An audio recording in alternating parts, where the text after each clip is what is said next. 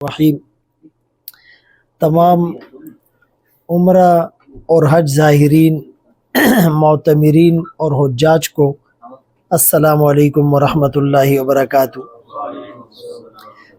اس وقت ہم ایک دینی مجلس میں اور دین کی نسبت سے بیٹھے ہوئے ہیں، اور ایسی مجالس کے بارے میں اللہ کے رسول صلی اللہ علیہ وسلم کا فرمان ہے کہ جب کچھ لوگ جو مختلف قبیلوں سے، مختلف رنگ و نسل سے، مختلف کمیونٹیز سے، مختلف شعبجات سے تعلق رکھنے والے محض اللہ کے دین کے لیے اور دین کی فکر کے لیے بیٹھتے ہیں تو فرشتے ایسی مجلس کو گھیر لیتے ہیں اور سکینہ اور رحمت اس پر نازل ہوتی ہے، اور فرشتے قطار در قطار اللہ کے پاس جا کر، باوجود اس کے کہ اللہ علام الغیوب ہے، سب کچھ جانتے ہیں، لیکن اللہ پوچھتے ہیں کہ کہاں سے آ رہے ہو؟ وہ کہتے جی اس طرح فلاں جگہ پر ایک مجلس تھی، وہ کیا مانگ رہے تھے؟ وہ آپ کی رضا کے طلبگار تھے، جنت کے متلاشی تھے۔ وہ کس چیز سے پناہ مانگ رہے تھے؟ وہ جہنم سے اور اس کے عذاب سے پناہ مانگ رہے تھے۔ اللہ فرمائیں گے تم گواہ رہو، میں نے انہیں جنت دے دی اور جہنم سے نجات بھی دے دی۔ تو ایک تو اس کو ہم یعنی ایک عبادت سمجھ کر اس میں بیٹھے۔ اگر اللہ کی رضا کی نیت سے 5 منٹ کی بات ہوگی نا تو وہ بھی ہماری نجات کا ذریعہ بن جائے گی، اور اللہ کی رضا نہیں ہوگی تو گھنٹوں بھی بیٹھے رہیں گے نا تو سب بیکار ہوگا۔ اصل چیز ہوتی ہے نیت۔ نیت اتنا بڑا عمل ہے کہ مسجد بنانا کتنی بڑی عبادت ہے۔ فرمایا من بنا للہ مسجدا بنى اللہ لہ بیتا فی الجنہ، جس نے اللہ کے لیے مسجد بنائی اللہ اس کے لیے جنت میں گھر بنائیں گے۔ لیکن اسی مسجد کو بناتے وقت نیت ٹھیک نہ ہو تو اس مسجد کو آقا نے گرانے کا حکم دیا تھا۔ منافقین نے مسجد ہی بنائی تھی نا، مسجد زرار، کتنا بڑا عمل، مسجد بنا دی، لیکن نیت ٹھیک نہیں تھی، آپ نے فرمایا ڈھا دو۔ اور دوسری طرف جاسوسی کرنا کتنا بڑا گناہ ہے، اور وہ بھی مسلمانوں کی جاسوسی کرنا اور اللہ کے رسول صلی اللہ علیہ وسلم کی جاسوسی کرنا، لیکن نیت ٹھیک تھی تو اس پر بھی آپ نے معاف کر دیا۔ حاطب بن ابی بلتہ رضی اللہ عنہ ایک صحابی ہے، تو آقا نے ایک دفعہ ارادہ کیا مشرکین پر حملہ کرنے کا، تو حضرت حاطب بن ابی بلتہ نے ایک خط لکھا اور مشرکین کو انفارم کیا، مشرکین کو انفارم کرنے کے لیے خط لکھا اور ایک عورت کو دیا کہ یہ ان کو پہنچاؤ کہ بھائی مسلمان آپ پر حملہ کرنے والے ہیں۔ وہی کے ذریعے سے اللہ کے رسول صلی اللہ علیہ وسلم کو پتہ چل گیا۔ آپ نے حضرت علی رضی اللہ عنہ اور 2 صحابہ کی تشکیل کی کہ فلاں جگہ پر ایک عورت تمہیں ملے گی اور اس کے پاس سے ایک خط برآمد ہوگا، وہ لے کر آ جاؤ۔ یہ تینوں حضرات گئے، اسی طرح اس مقام پر عورت تھی، انہوں نے کہا جی آپ کے پاس خط ہے وہ ہمیں دو۔ اس نے کہا میرے پاس کوئی خط نہیں ہے۔ حضرت علی رضی اللہ عنہ فرمانے لگے یہ لسان نبوت سے نکلا ہوا جملہ ہے، غلط کیسے ہو سکتا ہے؟ شرافت سے خط نکالو ورنہ ہمیں کچھ بھی کرنا پڑے ہم کریں گے۔ اتنا یقین اللہ کے رسول صلی اللہ علیہ وسلم کی بات پر۔ عورت سمجھ گئی کہ بھائی اب تو یہ نہیں چھوڑیں گے۔ اس نے اپنے بالوں کے اندر جو ہے نا اس کو رکھا ہوا تھا، بہرحال خط نکالا۔ اللہ کے رسول صلی اللہ علیہ وسلم نے حاطب بن ابی بلتہ کو بلایا کہ بھائی تم نے ہماری جاسوسی کی۔ حضرت عمر رضی اللہ عنہ تو جذباتی تھے، کہنے لگے آقا مجھے اجازت دے میں گردن اڑا دوں، اور یہ بھی کہہ دیا یہ منافق ہے۔ اللہ کے رسول صلی اللہ علیہ وسلم نے فرمایا صبر کرو۔ حضرت حاطب بن ابی بلتہ کو کہا اپنی صفائی میں کچھ کہنا چاہتے؟ فرمایا ہاں۔ فرمایا میں پکا مسلمان ہوں، لیکن یہ میں نے مجبوری میں کیا ہے کہ یہاں جتنے لوگ مدینے میں ہیں ان کی فیملیز بھی ان کے ساتھ یہاں پر ہیں، میری فیملیز کو مشرکین نے وہاں روکا ہوا ہے مکے میں، تو میں نے کہا کہ اگر میں یہ ایک احسان ان کے ساتھ کروں گا تو اس کے بدلے میں وہ میرے خاندان کے ساتھ تھوڑا سا نرم رویہ، نرم گوشہ اختیار کریں گے، اور مجھے یہ یقین تھا کہ اللہ نے فتح آپ ہی کو دینی ہے، میرے اس خط اور پیغام پہنچانے سے مسلمانوں کا نقصان کوئی نہیں ہوگا، یہ مجھے یقین تھا، لیکن صرف اس لیے کہ میرے گھر والوں کو وہ تکلیف نہ دے، انہیں بہت ستایا جاتا ہے۔ اللہ نے قرآن میں گواہی دی کہ حاتب ٹھیک کہہ رہا ہے، اتنا بڑا اور برا عمل کیا تھا لیکن نیت ٹھیک تھی تو معاف۔ اسی لیے ہم حج بہت بڑا عمل ہے، بہت بڑا فریضہ ہے، لیکن نیت ہماری ٹھیک نہ ہونا، لاکھوں روپے ضائع ہو جائیں گے۔ یہ طواف، یہ سعی اور یہ حج اور یہ عمرے اور یہ نمازیں، یہ سب ضائع ہو جائے گی۔ اسی لیے نیت کے اوپر بہت محنت۔ بخاری شریف جو قرآن کریم کے بعد اصح الکتب بعد کتاب اللہ، کائنات کی سب سے معتبر کتاب ہے قرآن کے بعد، صحیح بخاری شریف، اس میں جو پہلی حدیث ہے نا وہ انما الاعمال بالنیات، کہ اعمال کا دار و مدار نیت پر ہے، آدمی کو وہی ملے گا جو اس کی نیت ہوگی۔ تو یہاں پر سب سے زیادہ اپنی نیتوں کو ریویو کرنا ہے، یار میں کس لیے آیا ہوں۔ ابھی مثال کے طور پر مطلب ہم جا کر بار بار اپنی سیلفیاں ڈال رہے ہیں کہ بھائی میں طواف کر رہا ہوں اور میں صحیح کر رہا ہوں اور میں نے اتنے عمرے کر لیے۔ اچھا، غیر محسوس طریقے پر انکانشیسلی ہم ایک دوسرے کو بتا رہے ہوتے ہیں میں نے آج یہ کیا، آپ نے یہ کیا ہے، لیکن یہ بھی دکھلاوے میں آ رہا ہوتا ہے۔ اسی لیے کوشش کرے اپنے اعمال کو جتنا چھپائے تو وہ بہتر ہے۔ قیامت کے دن کچھ عمل تو ایسا ہو جو صرف مجھے پتا اور میرے اللہ کو پتا۔ وہ کہتے ہیں نا کہ پہلے لوگ نیکیاں چھپاتے تھے، اب چھاپتے ہیں۔ حسن بصری رحمت اللہ علیہ فرماتے ہیں ہم نے ایسے لوگوں کو دیکھا جو نیکی کر کے چھپاتے تھے، نیکی کر کے چھپاتے تھے۔ بھائی حضرت عمر رضی اللہ عنہ، صدیق اکبر رضی اللہ عنہ کا واقعہ ہے کہ حضرت عمر رضی اللہ عنہ ایک دن رجسٹر دیکھ رہے ہیں کہ بھائی مکے میں جو بیوائیں ہیں تو ان کی خدمت کون کون کرتا ہے، سب کے سامنے کسی صحابی کا نام لکھا ہوا ہے، تو ایک بڑھیا ہے اور اس کے سامنے خدمت کرنے والا خانہ خالی ہے۔ انہوں نے کہا بھائی یہ چانس اچھا ہے، میں چپکے سے جا کے اس بڑھیا کی خدمت کروں گا، دعائیں لوں گا، کسی کو کچھ نہ پتہ چلے۔ صبح سویرے ہی جو ہے نا وہ پہنچ گئے، دروازہ نوک کیا، اماں نے پوچھا کون، کہا جی خدمت کرنے والا ہے، نام بھی نہیں بتایا۔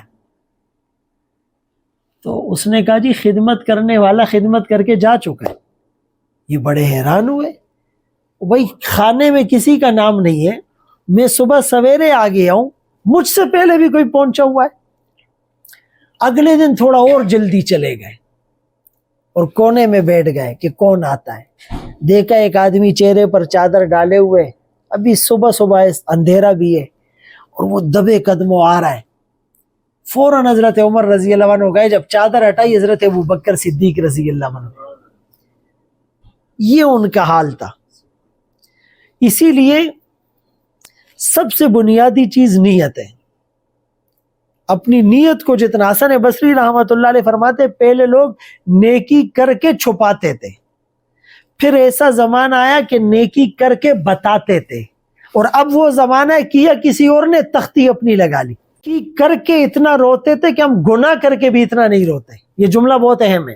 فرمایا وہ لوگ نیکیاں کر کے اتنا روتے تھے کہ ہم گناہ کر کے بھی اتنا نہیں روتے۔ قرآن کہتا ہے کانوا قلیلا من اللیل ما یہجعون، ساری رات اللہ کے سامنے رونے میں، راز و نیاز میں گزار دی۔ یبیتون لربہم سجدا وقیاما، زیادہ رونے کی وجہ سے ان کے چہروں پر نالیاں اور لکیریں سے بن گئی تھی، اتنا روتے تھے۔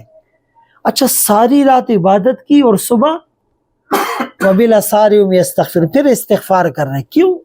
بھائی رات کو گناہ تو نہیں کیا ہے، استغفار اس پر ہے کہ جو نیکی تھی اس کا حق نہیں ادا کیا، جو نیکی تھی وہ حق نہیں ادا کی۔ امام ابو حنیفہ رحمت اللہ علیہ کے بارے میں آتا ہے 40 سال تک عشاء کے وضو سے فجر پڑی ہے، 40 سال۔ ایک تابعی نے لکھا ہے کہ وہ صرف ظہر کے بعد تھوڑی دیر سویا کرتے تھے باقی۔ اچھا، اور وہ کہانی بھی ایسے ہوئی کہ پہلے رات کو سوتے تھے، ایک دن راستے سے گزر رہے، دو جگہ لکھا ہے، ایک جگہ لکھا ہے کہ 2 آدمی باتیں کر رہے تھے اور ایک جگہ 2 بچے آپس میں کہہ رہے تھے اس کو جانتے ہو؟ دوسرے بچے نے کہا نہیں جانتا ہوں۔ کہا یہ وہ آدمی ہے جو ساری رات عبادت کرتا ہے، امام ابو حنیفہ رحمۃ اللہ علیہ نے جب یہ سنا کہ بھائی رات کو میں عبادت تو کرتا ہوں لیکن ساری رات تو نہیں کرتا ہوں، لیکن ان بچوں کا گمان میرے بارے میں اتنا اچھا ہے، فرمایا آج کے بعد ساری رات کروں گا۔ 40 سال تک عشاء کے وضو سے فجر پڑھی ہے، 90,000 مسائل کا قرآن سے استخراج کیا، اپنی طرف سے نہیں، اور 2 رکعت نفل میں پورا قرآن پڑھتے تھے۔ اتنی پاکیزہ زندگی گزارنے کے بعد جب بیت اللہ آئے نا تو ملتزم سے چمٹ کر پتہ ہے کیا کہا تھا؟ ما عبدنا کا حق کا عبادت، اللہ تیری عبادت کا حق نہیں ادا کر سکتے۔ ہم ایک طواف کر کے جو ہے نا مطلب یہ سمجھتے کہ ہم نے اللہ پہ احسان کی۔ اسی لیے یہ جو بات ہے، میں ایک کتاب میں پڑھ رہا تھا کہ 2 بھائی تھے، حسن بن صالح، علی بن صالح، اور ایک ان کی والدہ تھی۔ کتنے لوگ تھے؟ کتنے لوگ تھے؟ بیان چل رہا ہے، بیٹھ جائے۔ کتنے لوگ تھے؟ حسن بن صالح، علی بن صالح اور ان کی والدہ۔ گھر میں کتنے لوگ تھے؟ 3۔ اب یہ رات کو انہوں نے مشورہ کیا کہ بھائی پورا قرآن ختم کرنا ہے تو 10 پارے ایک بھائی پڑھے، یہ باقی سو جائیں گے۔ جب یہ 10 پارے پڑھ لے پھر یہ ایک بھائی کو اٹھائے، وہ 10 پارے پڑھے، یہ سو جائے، 20 ہو گئے۔ پھر والدہ کو اٹھائے، والدہ 10 پارے پڑھے، یہ دونوں سو جائیں۔ روزانہ گھر میں پورا قرآن ختم ہو رہا ہے۔ ہمارے ایسے گھر ہیں نا سال میں بھی ختم نہیں ہوتا۔ ٹی وی تو ہر وقت کھلا رہتا ہے بلکہ بند ہی نہیں ہوتا ہے۔ ایسے گھر ہیں جہاں ٹی وی بند نہیں ہوتا ہے، ہاں بس وہ لگا رہتا ہے۔ اب یہ نا موبائل، اس میں واٹس اپ ہم سب یوز کرتے ہیں، اس میں واٹس اپ کے اوپر لکھا ہوگا لاسٹ سین۔ آپ کسی کا بھی موبائل چیک کرے 5 منٹس اگو، 10 منٹس اگو، یہ آئے گا۔ لیکن قرآن کا لاسٹ سین لاسٹ رمضان نظر آئے گا۔ اللہ کی کتاب کے ساتھ یعنی غفلت، اگنورنس کتنی ہے۔ پھر ہم کہتے ہیں گھروں میں برکت نہیں ہے، سکون نہیں ہے، اولاد فرما بردار نہیں ہے، اور جی ٹینشن ہی ٹینشن ہے، اور جی پڑوسی نے ناک میں دم کر رکھا ہے، اور جی بھائی دشمن بنا ہوا ہے، لوگ حسد کرتے ہیں، اور لاکھوں کروڑوں کماتے ہیں لیکن چین کی نیند نہیں آتی، ڈپریشن، یعنی پرابلم فری اور ٹینشن فری لائف نہیں ہے، ریسٹ لیس نہیں ہے، یعنی وہ ہر آدمی ریسٹ لیس اور بے چین ہے۔ وجہ اس کی یہ ہے کہ ہماری یہ جو نیتیں ہیں نا یہ ٹھیک نہیں۔ اچھا اب تینوں 10-10 پارے قرآن پڑھتے ہیں، روزانہ رات میں قرآن ختم ہو رہا ہے۔ ایک بھائی کا انتقال، ماں کا انتقال ہو گیا۔ اچھا ہم میں سے کوئی ہوتا نا، ہم کہتے جی پہلے 30 پڑھتے تھے، امی جان کا انتقال ہو گیا 20 پڑھیں گے۔ کہا نہیں جی، قرآن کی ترتیب وہی رہے گی، اب ہم 15 پڑھیں گے لیکن قرآن ختم کرنا ہے۔ اللہ اکبر کبیر۔ وہ سلسلہ چلتا رہا، کچھ عرصہ اور گزرا، اگلے بھائی کا انتقال ہو گیا، اب ایک رہ گیا۔ اس نے کہا کہ بھائی اب ذمہ داری ڈبل ہو گئی ہے، 30 پارے پڑھوں گا لیکن روز پڑھوں گا۔ الحمدللہ یعنی ایسے لوگوں کو ہم بہت قریب سے جانتے ہیں جو رمضان میں 20 قرآن پڑھتے ہیں، نظر کمزور ہے، بوڑھے ہیں، حافظ بھی نہیں ہے، ایسے قرآن پڑھتے، 20 قرآن رمضان میں پڑھتے۔ ایسی خواتین الحمدللہ ہے جو اعتکاف کے 10 دنوں میں 10 قرآن پڑھتی۔ ایسے لوگوں کو ہم جانتے ہیں کہ میزاب رحمت ہے نا بیت اللہ میں، جہاں وہ پرنالہ بنا ہوا ہے، تو اس کے بالکل سامنے جو پلر ہے، ایک ساتھی نے رات 8 بجے عشاء کے بعد، اس زمانے میں عشاء تھوڑی جلدی تھی، 8 ساڑھے 8 بجے 2 رکعت کی نیت باندھی اور پہلی رکعت میں 29 پارے اس نے پڑھے، رات کو 3 بج گئے۔ اچھا ابھی بھی ایسے لوگ ہیں، ہمارے ایک ساتھی ہے، وہ ابھی تو خیر بہت کم لیکن پہلے اکثر بائی بس وہ گاؤں جاتے تھے تو 24 گھنٹے لگتے تھے نا یہ کے پی کے سائڈ پر جانے میں، تو وہ ایک دن میں پورا قرآن پڑھتے تھے بس میں۔ اچھا ہم کیا کر رہے ہوتے، ہم یوٹیوب فیس بک، اسی حالت میں ایکسیڈنٹ ہو گیا، گناہ کر کے سوئے اور قبر میں آنکھ کھلی، شراب پی کر سوئے قبر میں آنکھ کھلی، زنا کر کے سوئے قبر میں آنکھ کھلی۔ تو بھائی یہ حج اللہ نے عبادت بہت بڑی رکھی ہے، ہم خوش قسمت بھی ہے، لیکن خوش قسمت تب ہوں گے کہ آداب کی رعایت رکھ کر جائے، ورنہ ہم بدقسمت ہوں گے۔ یہاں کر بھی اللہ کو ناراض کیا تو اس سے بڑا بدقسمت کون ہوگا؟ آخری واقعہ سناتا ہوں، پھر کچھ مسائل پہ بات کرتے ہیں۔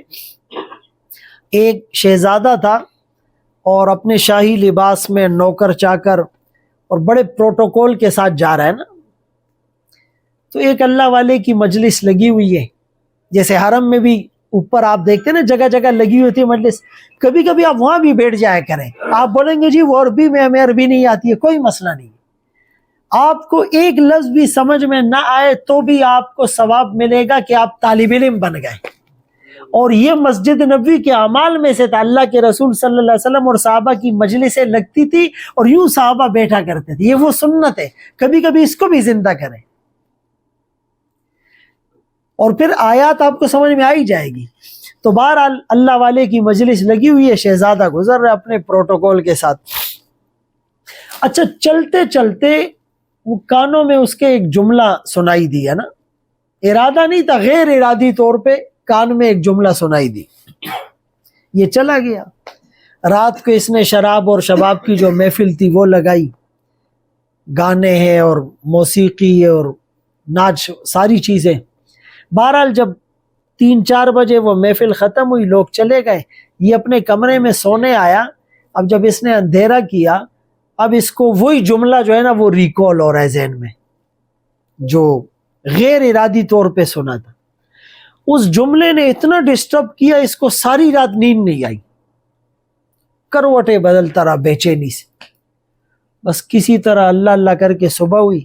پہلے تو جو شراب تھی وہ بوتلیں توڑ دی، پھر جو موسیقی کے آلات اور انسٹرومنٹ تھے اس کو توڑ دیا، پھر جو باندیاں رکھی ہوئی تھی ان کو آزاد کر دیا، پھر جو غلط گیدرنگ والے دوست تھے ان کو کہا بھائی میں نے تو لائف چینج کرنی ہے، یا تو میرے ساتھ آ جا ورنہ میری اور تمہاری بات اور دوستی ختم۔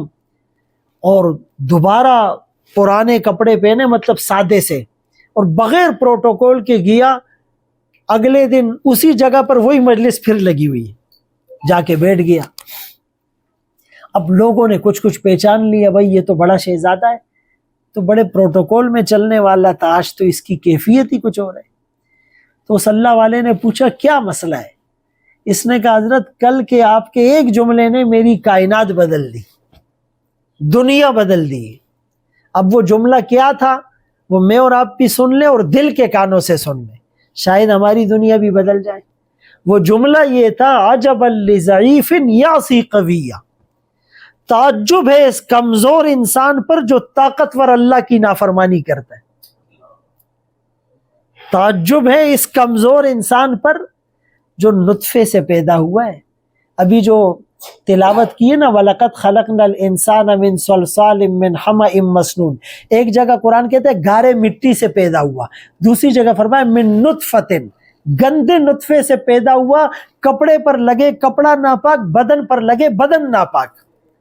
ایک آدمی بیت اللہ میں طواف کر رہا ہے، یوں اکڑ کے چل رہا ہے، تو کسی نے اس کو کہا بھائی تیری یہ چال اللہ کو پسند نہیں۔ اس نے کہا مجھے نہیں جانتے؟ کہا بھائی اچھی طرح جانتا ہوں، تیری ابتدا ایک حقیر گندا نطفہ، تیری انتہا بوسیدہ ہڈیاں ہو کر گل سڑ جانا، اور درمیان کی زندگی میں پیٹ میں گند لیے پھر رہا ہے۔ تیری کیا حقیقت؟ ایک بیکٹیریا جسم میں داخل ہو پہلوان بستر پہ لیٹ جاتا ہے، وہ اتنا چھوٹا وائرس ہوتا ہے مائکروسکوپ کے بنا نظر بھی نہیں آتا ہے، ایک اسکرو اللہ ڈھیلا کر دے آدمی ننگا بازاروں میں گھومتا ہے۔ یہ انسان کی حقیقت ہے۔ تو کہا کہ کل کا جملہ تعجب ہے اس کمزور انسان پر جو طاقتور اللہ کی نافرمانی کرتا ہے۔ ہماری کیا حیثیت؟ اس نے کھلایا پلایا، ایک دن کوئی چائے پلائے ہم اس کا احسان نہیں بھولتے، بیماری میں کوئی خون کی بوتل ڈونیٹ کر دے ہم اس کے غلام بن جاتے ہیں۔